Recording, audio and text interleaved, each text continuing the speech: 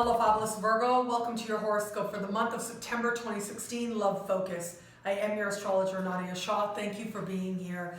It's a big month for you. I've been telling you this for the last couple months, and especially in the weekly, I've been saying wait till September. Big things are going to happen.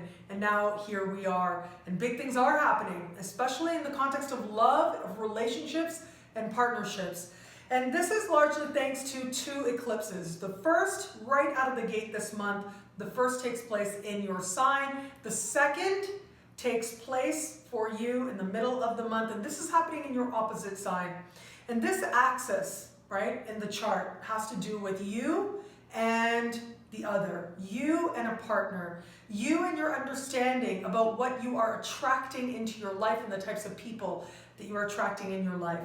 Now, when we have such important lunar events, celestial events taking place in your opposite sign, especially something like a full moon, and especially a full moon eclipse, which is like a majorly jacked up full moon. It is a much more powerful, it's like 20 times more powerful than your normal full moon. Well, when we've got an eclipse in your opposite sign, you better believe there's going to be someone there to help you to understand this lesson. That somebody is going to show up, if you're open to meeting someone new, or even if you're not, someone is going to show up to show you something about yourself, to show you something about who you are and what you believe, and to show you something about ultimately what it is that you are drawing into your life, what you believe about love.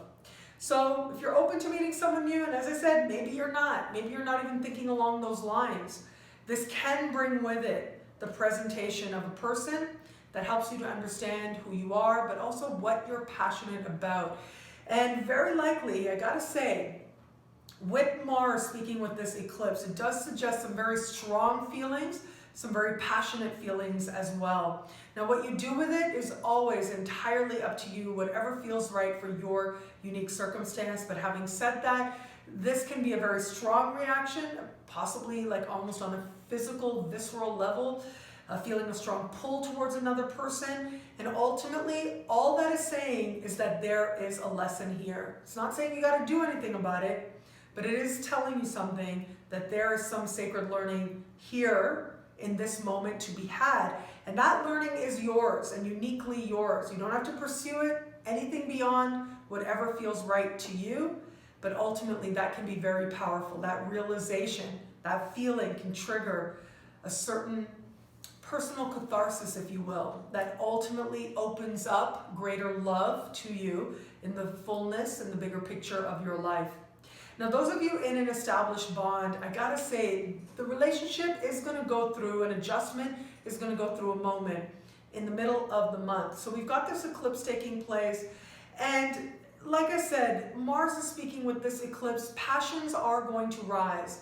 Now, this is a full moon lunar eclipse, which means that something will come to fruition, something will come full circle.